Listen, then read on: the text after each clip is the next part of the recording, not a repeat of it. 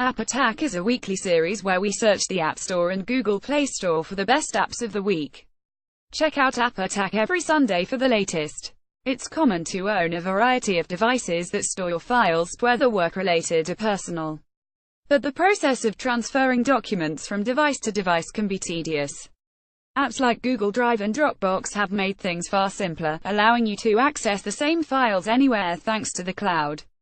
Apple's solution, a new app called Files, is baked into the latest version of its mobile operating system, iOS 11. What is the Files app? While the final version of iOS 11 won't be released until Tuesday at Apple's highly anticipated launch event, you can download the public beta if you are eager to take an earlier look. The Files app comes hand-in-hand with iOS 11, and it essentially keeps all your documents together and organized on your iPhone and iPad.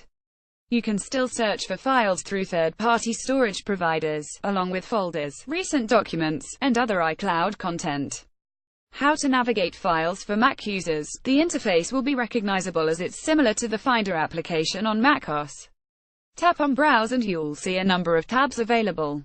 There's a Locations tab, which lists third-party cloud platforms, iCloud Drive, and there's even a way to access recently deleted files.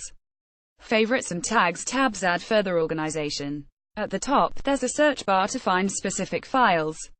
The Recents tab may be the most useful, as it shows files you are working on regardless of what device it was on.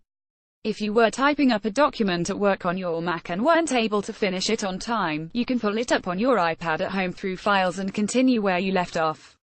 It will also track any other activity such as folders or tags you've created through the app.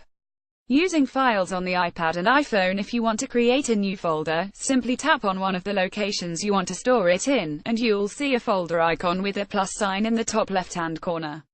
You'll then have to name the folder. When you tap on a particular file and press down, an action menu will pop up above. Triggering this menu may take patience as it requires a certain amount of pressure. By holding down the icon and then releasing your finger quickly, the menu will appear. It'll list options to tag, share, rename, or delete the document or folder. The tags allow you to color code and name them. If you choose to tag a favorite an item, it will show up under the Favorites and Tags categories in the Browse section, so you can access them faster. Another feature in Files is drag and drop. While iOS users have been able to use drag and drop before, it's been limited to reorganizing the apps on your home screen. The feature is now exactly the same as it is on macOS, where all you need to do is hold down an item and drag it wherever you'd like. As for editing documents, Files incorporates the same tools you'll see in the Notes app and Screenshots.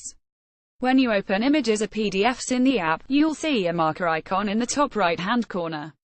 Once you tap on it, it'll bring you an array of different options like a pencil or highlighter to mark up the documents.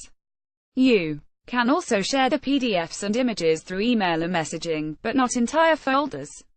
You can add people to the documents for collaboration as well. After selecting the option, you'll receive a pop-up asking how you'd like to send the invitation via the normal sharing menu.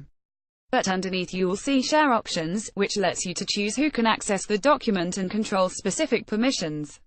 If you need to open files within Numbers, Keynote, or Pages, it will automatically open the document in the relevant app. For example, if you have a presentation in Keynote in your Files app and you open it, it will open the Keynote app itself. If you don't have them installed on your iPhone or iPad, then it will open a read-only version. Integrated third-party cloud services. Other third-party cloud services integrated into the Files app are Google Drive and Dropbox, with more to come later.